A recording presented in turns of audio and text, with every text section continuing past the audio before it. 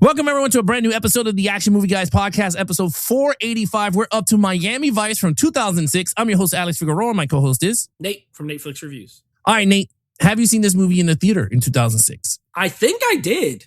I'm pretty sure I did see this at the theater. This was my third time watching it. I saw it at the theater. I saw it when we did this on Michael Mann Director Spotlight a couple years ago. And then I watch it now. So this is my third viewing of it. Yeah, it's funny because my first time was when we did this Director Spotlight, Michael Mann. This is my second time viewing, but this is my first time viewing the unrated cut because I saw the theatrical cut when we did that version of the review. So this is my first time watching the unrated cut. So second time watch. I can't wait to talk about this movie. Very interesting. Yeah, me too, because I had very interesting thoughts while watching it this time. I did the same thing too. But with that said, let's check out the box office.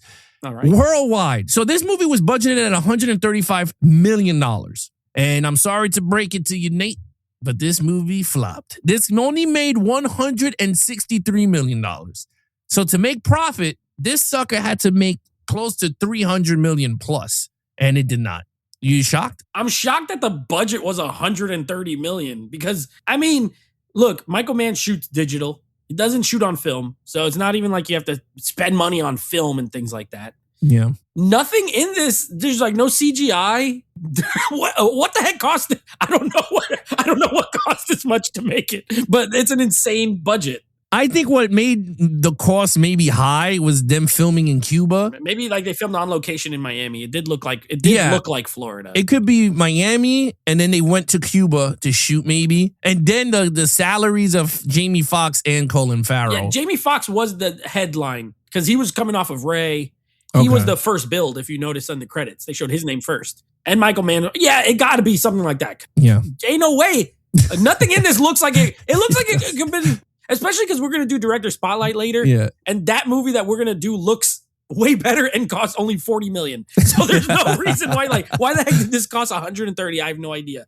But I don't know. I'm not surprised it flopped. All right. Well, what did the audience and critics thought about this film? Well, this might be one of the reasons why. Well, I think there's reasons too beyond the budget. Also, this was an 80s show, a TV show from the 80s, and the movie came out in 2006. So there's a big enough gap there. 20 years. Sometimes it could work. Sometimes maybe the audience not familiar. The scores are not great, but they're almost the exact same. So critics and audiences feel pretty much the same way about this movie. This has a 47% for critics and a 43% for audiences. So audiences actually lower, which for a movie like this is weird. Normally it's the other way around with action or horror, but not in this case. The audience said, you know what? I don't love this. I'm not sure about this. I don't know. Love this. Yeah. I always liked it. But I thought the movie was fine, but most people said, whatever. Yeah. I mean, I can't wait to talk about this because I definitely my thoughts have changed. I'm going to say that. That's what I was going to say. I wanted to say it nice. My thoughts have changed after this rewatch of it. And I don't know if it's due to the unrated cut of it, like the extra scenes they added to the one that I saw, but I felt like I watched two different movies. But with that said, let's get right into the review. We got the lead characters. There's only two in this movie, which is Jamie Foxx and Colin Farrell. They play the two leads. So what you got? Crockett and Tubbs, the old Rico Tubbs and Sonny Crockett. Now, these were of course played by Don Johnson in the show, and I don't know who played Tubbs, so don't kill me, please. I just know Don Johnson was more famous, but. All right, look, these are two actors who I like. I like Jamie Foxx, especially at this time. I feel like he was in his prime, still pretty young, fit, and has a lot. And he's a comedian, like a lot of charisma. And Colin Farrell, who I now love, I think he's gotten better over time. This was still fairly early on, but he had the look, right? He had the long hair and the 5 o'clock shadow and great. They looked the part. These guys have absolutely no charisma in this movie, I realized. And I'm like, wait a second. Why are they like this? Because I like these actors. And I bet you if they did this movie today, okay, yes, they're older. But if they did it today, they wouldn't play it like this. Because there is no... Look at Colin Farrell in anything in the last 5 years. The Penguin, like The Gentleman. He's kind of funny. He has a lot of personality. This Crockett, no personality. None. The dude is a wall. He's a wall. He's just cop, right? And you have these scenes where he's like with the girl, the bad guy, Isabella or whatever, the Chinese girl. And, there's supposed to be this chemistry. Other than him being good looking, I don't get it. He's got no sort of swag. Jamie Foxx, again, comedian, comedy actor, nothing. You got nothing here. And together, you could tell, like, I do like some of their stuff together, how they kind of like stick up for each other and things like that. Because again, we're talking about the characters. But man, oh man, I really found them dull this go around. I don't know. Again, I watched also the unrated one. I don't know if the extra few minutes made them worse. I gave them a 2. I do not think these are great characters. I'm disappointed. I bet you they were cooler on the show. I've never seen the show. I bet you they were cooler. I agree with you. I gave it a 2. I was like, what the hell? This is not what I saw the first time around. Right. They were, I don't want to say it, but I'm going to say it. They were boring. They were boring. They were sleepy the whole time. Their acting was horrible. Not horrible like in the sense that they couldn't act. It's just that the characters were just horrible. Like no written. Pizzazz. Yeah, they had like no fun to the character. I'm like, bro, you in Miami. Like, why is it so dark all the time in Miami? Like, it was just weird. Like when you see Bad Boys, because Bad Boys takes place in Miami in Florida, that looks lively. It looks colorful. Why the hell is this movie like dark and blue? Like a serious version of Bad Boys. Yes, it's like they were like Miami Vice, the Gotham City version. Like it was just like the Gotham City Miami Vice, because I was just like, what the hell? But anyway, the characters were kind of bland. The chemistry was there, but I didn't feel the camaraderie between the two. I felt like they were two different characters in their own personal journeys, if you know what I mean. It didn't feel like a buddy cop movie like a Lethal Weapon or Rush Hour where they're buddies. Like I felt like they're buddies. They were, like you said, they stuck up to each other with the captain. But other than that, once they go to their personal lives, it was just like gone. Like they don't talk to each other. Then when they come back to each other, they still have like that angry tough guy with each other. So that was a little disappointing to me. I agree with you. That unrated cut, whether it's 7 minutes, 8 minutes, must have added all the crap back in, because I was like, this is not what I remember. And another thing, it is funny to say, but now rewatching it now, I laugh because Colin Farrell sounded like the Penguin when he was talking. Didn't you think when he was undercover, he sounded like Oswald Cobblepot? But Southern. Yeah. He did like a weird Southern accent at one point. I'm like, brother, you didn't have this the whole movie, just at this part. Yeah, he had the Southern accent, but they don't say, bro, he just sounded like Oswald, like he was the Penguin back then. By the way, people in Miami do not have a Southern accent at all. Yeah. Like I've been there. They don't talk like that. Unless their undercover characters are he's Southern or whatever, but it doesn't even matter. The guy that you were asking, the original Tubbs guy, his name is Phillips Michael Thomas. That guy's the original. He's probably great. He's probably great. He's probably great. Yeah. Now, I know for a fact when I was growing up, Miami Vice was always on TV, but I just never sat down and watched it. So I can't give you like the whole, like I never seen the TV show. I just remember my man, Don Johnson's stupid music video. More. I'm searching for a heartbeat. That's the only thing I know. And that show was created by Michael Mann. So he was involved. So he didn't just like direct this movie out of the blue. Like he's familiar with the property. He was in the show, or he was like a creator of the show. So just so people know that he didn't just out of the blue say, I want to direct a movie version of Miami Vice. It is his property. Thing. Okay. Yeah, look, I think, I mean, maybe he knows he knows them because he is the creator. Yeah. But unfortunately, I just don't like this version of Miami Vice. Now, again, you said that there's a new version coming out. Hopefully it's a way better, lighter version of the damn thing. Yeah. But with that said, that's 2 across the board here. Now we got some bad guys that we got to talk about. What do you got for the bad guys? All right. So you got multiple, but our main sort of one is Jose Hierro is the character. He's played by John Ortiz, who, by the way, John Ortiz, you know what? He's one of those actors, like he's in like 1,000 movies. And I always kind of like him, like in everything he's in. But even though he's Hispanic, whenever he talks with a Spanish accent, it sounds so fake to me. I don't know what it is. Yeah. You know, he is a Hispanic actor. Maybe he speaks beautiful, fluent Spanish, but when he has to do the English with an accent, it always sounds a little off. He's in this. And then you had like the big bad guy. Drug cartel guy. The guy got like 18 names like Archangel, Montoya, Gonzalez, Diego.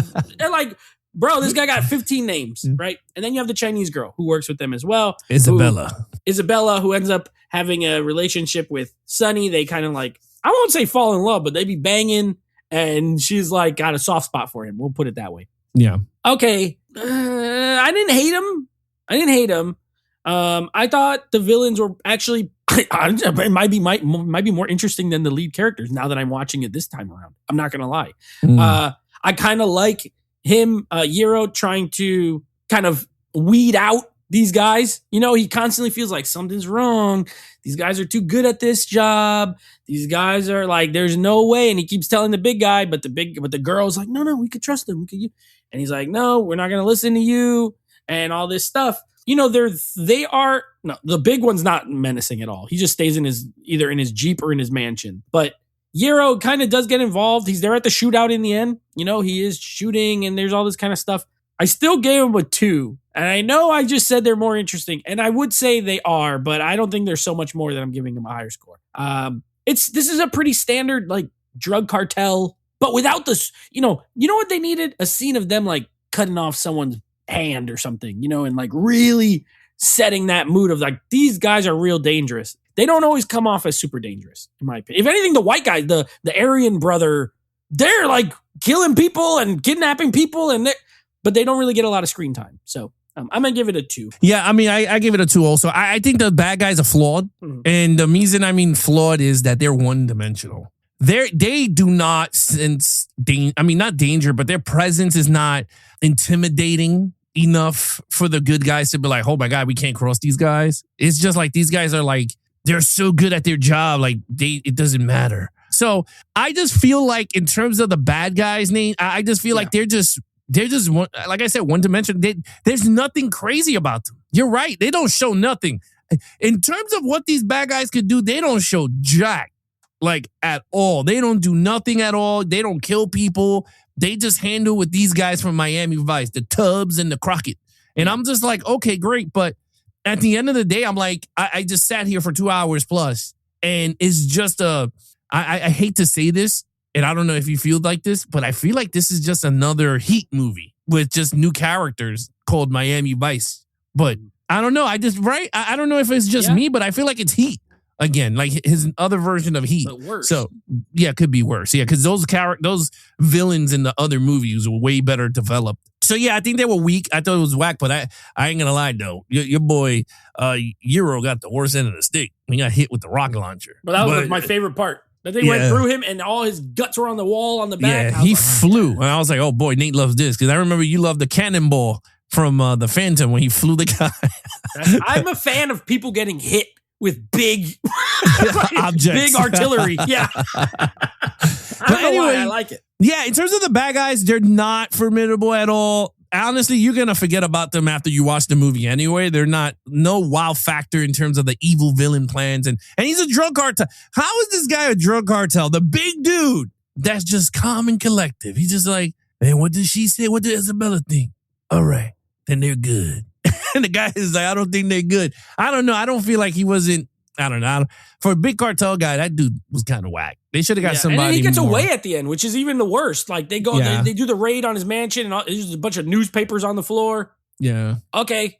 Cool. So this doesn't even have like a real great ending. Yeah, for the bad guy. They did all that for nothing. They didn't even catch him.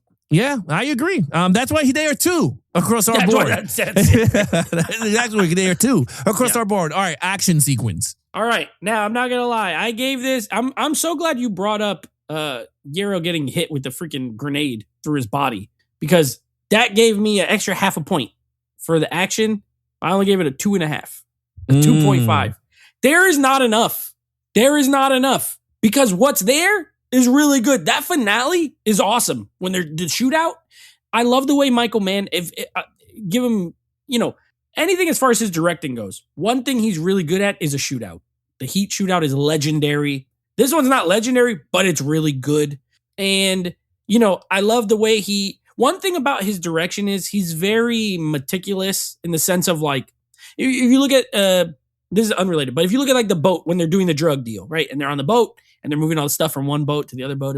Like that scene, some directors, it might have been way shorter, right? Like we're just going to show a quick little montage, whatever. Michael Mann like sets up, okay, this is what's happening. This is what they're doing. This is why, and he shows the whole thing. And I feel like even with shootouts, he does that, right? You're very aware of where everyone is the positioning. You have those shots of Jamie Foxx like slowly kind of moving up towards them. He'll cut to him, shoot somebody, cut to him. I love the way he shoots action. I just wish that there was more action in this. So you have a great finale. And then at the very beginning, you have like a little miniature shootout where, again, a guy gets blasted by like a 50 cal and his arm flies off. I was like, yes, this is what I remember. I like this, but it's very short. That's it. Like they get obliterated and then there's no action till the end. You had a little like the one scene where they like raid the drug thing and there's like a little bit of fighting.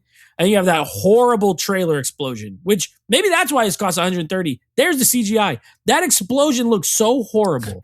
I'm like, what is this? I don't remember that, Alex. I don't remember seeing that. And I was like, this looks horrible. Yeah, so I minus half a point. It could have been a 3, but minus half for that. And then I gave it half for the grenade. I gave it a 2.5. This is the first time in a very long time. We've been at this for 5+ years. Yeah. And I got to say, this is the first time I ever gave an action sequence a 2. This is a 2. And you said everything. They have for a movie called Miami Vice, and you're thinking they're going to up the ante because it's the original creator of the thing. Absolutely not. This thing has not much action. Nate said it the best. I think the best, towards the ending it is because it gives you that heat feeling, that rawness of the shootout. So it's like, okay, cool. But I kind of like the car scene when they're getting hit with the 50 caliber snipers because I was like, awesome. Jesus, arms blow off. You seeing holes getting hit into the guy. And I love ground beef. So I was like, this is good. But yeah, you're right. It's like, wow, what the hell? How does this work? Like you have an action movie, 2 hours plus, right? This movie's like close to 2 hours. 2 hours and 19 minutes. Yeah, 2 hours and 19 minutes. And all you have is 2 big action pieces. Like that's crazy. This is stuff with so much fillers and story, which we're going to get to next. But right now, if you're looking for this as an action sequence movie, an action movie per se, it's not that. I'm not going to lie. And that CGI explosion with Naomi Harris flying out, and you could tell she got yanked in the wire with the green screen in the back, just looks atrocious. It looks really bad. I'm not happy with it. But at the end of the day, it fits his purpose for the style of movie that he shot. That's what I would say. But other than that, if you're an action junkie, you're not going to get it with this movie. That's the thing. It's not my cup of tea. That's why I gave it a 2. It was kind of another boring action. Like, it was just like boring the action. finale's really good. It's like, imagine if they had like 2 other ones of these in it. Yeah. It would have been a 4, maybe a 5. I don't know. You know, Nate, what made it boring, and I don't know if you agree with me, what made it boring, it was the location where it is, right? They're shooting dark. In an alleyway, like a boat shipping yard, right? Yeah. And then they're like pinned down between the two. So they're just shooting massive bullets just to make the sound, whatever. Whereas in Heat, you got the same shots, but what made the elevation of it really crazy is the fact that you got innocent bystanders in the streets while they're shooting like these big assault rifles in the street. Yeah. So to me, it's like one is really great for a reason. But then the second, and then another, I'm not going to keep saying Heat, because there was another movie that did the same thing similar with this style of film work, and it's a little movie called Sicario, when they're in the Mexican, the Mexican border, and they had the same thing too. It was in a closed, pinned down area, and they're shooting to try to get out, but that was shot in a way that you felt like, oh my God, are these guys going to get out alive?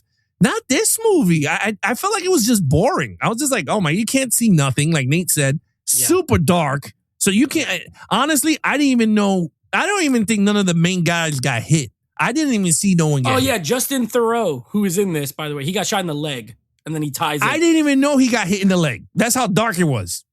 Like, to be honest with you, I didn't even know. All I know is he ties the belt to it. Yeah, your boy, Colin Farrell was like, with his penguin accent, he was like, are you hurt? Yeah, it was him. Yeah. Justin Theroux, who's in like a bunch of scenes but never talks, but he's there. Yeah, I don't know. I just thought that's why I gave it a 2. You gave it a 2.5. All right, let's get to storyline. Another one. Okay, I gave it a 2 as well. Look, I don't know what's going on here. I love Michael Mann as a director, and I think he's one of, if not the best director when it comes to like crime movies. Yeah. Modern, I should say. Because like you got Scorsese and stuff. I mean, I guess Michael Mann is, but different kind of crime, right? Like bank robbers, like Thief, like Heat, like Collateral. Collateral's an awesome movie. Better than this, for sure. You know, even Public Enemies, which was mixed. I like that better. I like that movie, yeah. Yeah. So you know, he could do this in his sleep, but I think he was asleep when he did when he did this, because I think he wanted to try that out. He's like, I wonder if I could direct a movie while sleeping. And this Miami Vice, because, you know, the plot is not a 1 to me. It is better than that. You know, it is the whole cops, you know, going undercover. I like automatic. I'm always a sucker for a good undercover cop movie.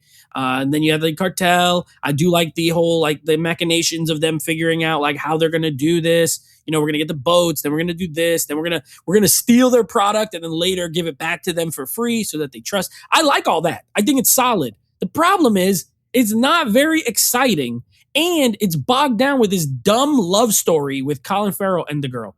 It slows down the movie so much. Honestly, if you just made it sort of like a flirty thing, but you got this whole literally like 10 minutes, maybe 15 minutes, where they go to Cuba and they get mojitos and they go dancing and then they sleep with each other, and then he meets like her grandma or something, and then they're getting ready in the morning, and then I'm like, oh my God, please, can we? And then even when he leaves, like he's driving his boat home, and then Tubbs calls him like, bro, where are you?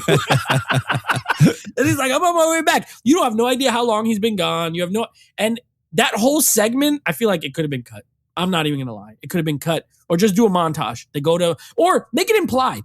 I know a good spot in Havana. Let's go. They go and he comes back. I bet you everyone in the audience would know they banged if he just went on the boat and came back by himself. But no, we got to get this whole section. And I don't know. There's too much side plots. I actually like Tubbs and his girl, Naomi Harris. That one's better to me because they work together. I feel like they like each other more than Colin Farrell and this girl like. So I don't know. I gave it a 2. I think it's okay. Like it's decent at best, but it's not horrible. All right. Well, you were nicer. I gave it a 1. I thought it was boring. This was a boring movie. Like from beginning to end, it was boring. I wanted to like this movie, but the storyline was just bad. Like I just couldn't get into it. You're right. There was a lot of sequences in this movie that just did not need to be in this movie. It just so much filler. And I was just like, this sucks. Number 1, you're right. That whole scene, him driving to Havana, I was just like, come on. Like, this is really dumb. They had so much gas that they could get to Florida to Havana like that quick. I mean, geez. You like had that miles, sequence. I think. Yeah. Well, I mean, I guess. I mean, sure. But at the end of the day, he has to come back. So, you know, you had that. I don't know, Nate. I don't feel like this movie was warranted to be gritty. This is not a gritty movie. This should have been a colorful nightclub dancing Miami Vice. Maybe like, you know? Bad Boys, but without the humor. Yes, but more serious. Yeah, yes, you could do that, but visually. You know? I agree. Miami is a vibrant city. You're right. It should have been Bad Boys 2 with a mix of Lethal Weapon 1, where it was just serious, but between the two, they have the banters. Yeah, I just did not feel this way of filmmaking. I think he did a great job. I like the whole floating camera shots. I thought it worked. I was like, that's cool for this whole grit they were going with. But it was just too dark for me. When I think Miami, I don't think dark. When you think of Miami Vice, and I think maybe that's what hurt the movie. Like you call it Miami Vice and the whole movie's in the freaking dark. I mean, I guess if you're going to do undercover police stuff, it would be at night, but it doesn't help your movie. I mean, 24 hours a day is not dark in Miami. No. But even when it was light, the way it's shot, because it was all digital, it doesn't look that bright. Yeah, I mean, I guess. They leave in the daytime to Havana, and it's like not that bright. No, but I don't know. I just don't feel it, dude. Like I didn't they were undercover, but I don't even remember 2 hours in whenever they were in the station. They were never in the station. I never even got to see this. Yeah, I never even seen the police station in 2 hours. Oh wait, didn't they? No. The only thing you see is the black guy where he's like, we're gonna do it my way. Weren't they in a? No, they were in a hospital. Oh, in a hospital. Because remember Naomi Harris's character. So there was the closest thing we got to a station. Actually, no. It was when Colin Farrell was putting his shotguns in the trunk of the police car outside the police thing. Remember? And he got the phone call. He was like, "This is the way it's gonna happen." Yeah. I want $12 million, and I want to see your face. And I was like, "Oh, come on!" Like he switched his accent. So again, at the end of the day, I just felt like there was a lot of missed opportunities with this franchise. Now they were going to reboot it. That's what Nate said. So we'll see what happened with that reboot, who's doing it and who's joining the cast and all that jazz. But I'm going to tell you at the end. Yeah. Well, this one, I felt like this one felt flat. Yeah. Great actors. Yeah. I think if you gave them a new script, I think they would have did a great. The whole cast is really good. Like this is full of good actors. But no, I agree. But it's a 1 for me. I didn't like the storyline. This is still too bland and boring. All right. Overall. Oh, I gave it a 2. I'm surprised. And, I did put on my Letterboxd. Normally when we do these, like I'll log it, but I won't like write a review. But I wrote a little review that just said, I like this movie less every time I watch it. Maybe I should stop watching it. Because I might watch this again and give it a 1. I gave it a 3.5 when we did it on the director's spotlight. I remember that, yeah. Yeah, and, it's just funny how time works. And sometimes, maybe that day I was in a different mood. And maybe yesterday when I watched this, I was in a different mood. I don't know. But I was bored. And maybe I was more critical because we're doing it for AMG. That could be it too. I'm like scoring these. How are these characters really? There's a lot to be desired. I still think Michael Mann's great.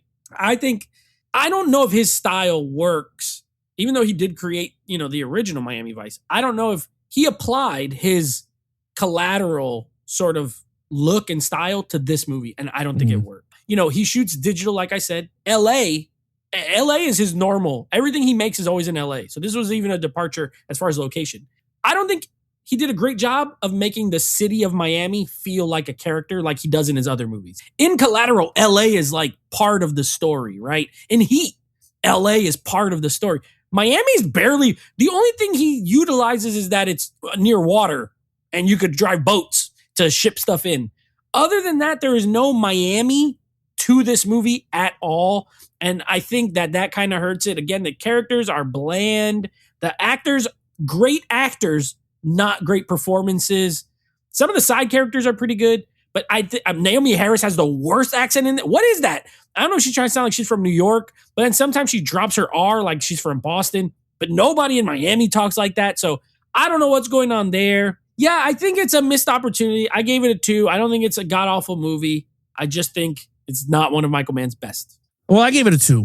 I think Heat is still his best movie. I've seen all his work because we did the director spotlight, but the one that sticks to my head the most is Heat. Yeah, that's his best film for sure. It's his best overall film. This one, I just felt like, you're right. I just think he was trying to copy and paste. That's what it felt like. This movie shouldn't have been this dark at all.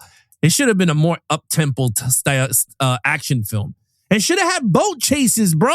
This is a movie that warrants boat chase. Now, I know we don't like boat chases, but sometimes... But it could be cool. It could be cool sometimes. And Miami Vice has some nice boats. I mean, they had a nice boat in the show. That's the whole point. They got speedboats. Yeah, they could have did a really nice action sequence with this stuff. So they dropped the ball in a lot of sequences. Hot women in bikinis. Like, we didn't see none of that stuff, especially in Miami. Yeah. So that kind of sucks. And I wanted to see more of the underground of Miami. Like, we don't get to see that stuff, right? In action cop movies. You always get to see them going into locations and they go, oh, this is this guy and that guy. But I wanted to see if they were going to go into like a location, like a club in Miami, and they know the bad guys, but they're not like corrupt cops, but they like, they know that they're cops, but they like on the hush hush. You know what I mean? Just so they get information back and forth. I don't know what the hell you call it. Like informants. There you go. Like that. So I thought we were going to get like a big actor and he was going to go in there. Like maybe Don Johnson could be one of them guys. That would have been a dope cameo. Come on. That could have been a dope cameo. Don Johnson as the what if he was owner. The chief instead of the black guy? That would have been funny. He's Why like, not? you think you're gonna run around here in a sky blue t-shirt? Yeah. Come on. Missed opportunity. So much. Yeah, that would have been hilarious though. But yeah, I mean, at the end of the day, to me, it just wasn't great at all. At the second time, I think you're right. The more I watch it, the more I'm like, this shit is garbage. I don't know if I'm gonna watch it. I don't own this physical. I had the digital version. That's fine. That's where it'll stay. I just rented the unrated. I have the DVD version of it, but I think I'm gonna stick with the DVD. Enough. Yeah, that's good because the way this movie is shot is DVD. Bro, the nighttime with the grainy sky, it looks horrible. It looks bad. Even look good. No, I totally agree with that. All right, with that said, Nate, what's your total points? All right, I'm going to give you my total points, and then I'm going to tell you really quick about the new one. So I have a 10.5 out of 25. I don't think I've ever given any movie we've ever done a 10.5, but here we are. No. A 10.5 out of 25. Now, let me tell you, if you want to wet your whistle a little bit about this new one, I like the cast. I like the director. And I like the thing. So the movie's called Miami Vice 85. So it will be set in the 80s, like the show. Yes. See? Okay.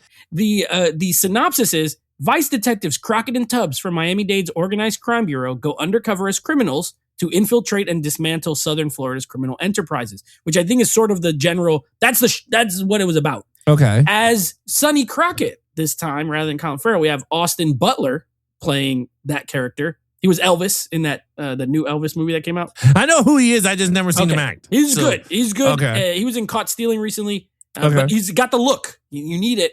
And as Tubbs, Michael B. Jordan instead of Jamie Foxx. What movie he's done? He was in Chronicle.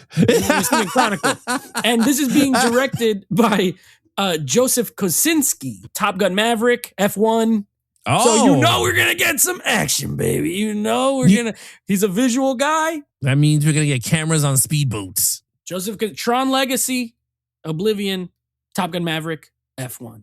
Enough said. I'm in. I want to watch this. Comes out next year. Okay. No, I agree. That's crazy, right? Because, wow. That's gonna be a big action movie, and we're gonna have speedboats chases. I'm gonna let you know right now. We're gonna have some speedboats. And you got an Oscar winner and an Oscar nominee in your 2 lead roles. I'm interested to see how they fill out the rest of the cast.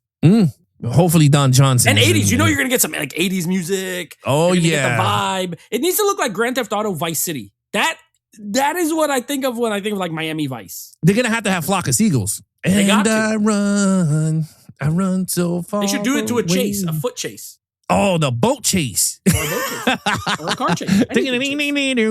And then I feel do. No. Okay, so I give it a 9 out of a 25. I think this is the weakest. So far, this seems to be the weakest one. I didn't even like Lone Ranger that much, but that had more pluses to me. Yeah, that one felt like a Lone Ranger TV show, like cornballs. But yeah, this one was out of the ordinary. I don't think we have the A-team on this. No, we already did it. No, we already did the 18, but I think so far, 18 it would have fit in this category. But it would have fit big time. We already reviewed it, but that movie was good. I like that movie a lot. We should have got a sequel to the 18 part 2. That would have been so fun. But anyway, with that said, Nate, what is coming up next on the podcast? All right, this is not the end of Colin Farrell. Just so you know, we have one more Colin Farrell movie, but it's not next. Next, we are going to be going to a 60s television show, and this is The Man from U.N.C.L.E., starring Henry Cavill and Armie Hammer, directed by Guy Ritchie. So we will be covering that movie, which I haven't seen in a while, but I think I like it. So we'll be doing Man from U.N.C.L.E. on the next episode. Yeah, I saw Man from U.N.C.L.E. when I did the 4K review. I saw it twice. Caught it on TV, then I brought the 4K, put that on. Then I'll rewatch it again for our review basis. But as a watching, kind of enjoyed it. I thought it was pretty good. I remember liking it. Yeah, as a watch through, I have fun. But as an action movie guys review and give it that seal of approval of action, we'll see. That's different. Yeah. That's like grading meat. It is. It's very different. Yeah, it's like this is grade. You're like, okay, I like this movie, and then when you have to be like drill down, like, okay, specifically, how good are the action scenes? I mean, I'm not saying that about Man from U.N.C.L.E. I don't know. Yeah, but like this movie, it's like, damn, I thought there was more, but I guess not. This is not past the approval rate here. All right, with that said, guys, you guys want to follow us in our social media accounts, you guys can follow Geeks and Flicks on Instagram at Geeks and Flicks. And of course, you guys can take us on the go with the Action Movie Guys podcast, available on all podcast platforms. The video versions of the podcast will be coming out on YouTube. So check out our YouTube channel on youtube.com/Geeks and Flicks. Again, hit that subscribe button so when your video episodes drop, you guys get the notifications again. But in the website themselves, you get Nate's Out of the Theater reviews on the shorts, and then my 4K review breakdowns on new releases and old releases are available on the YouTube channel. But with that said, be awesome to each other and geek out.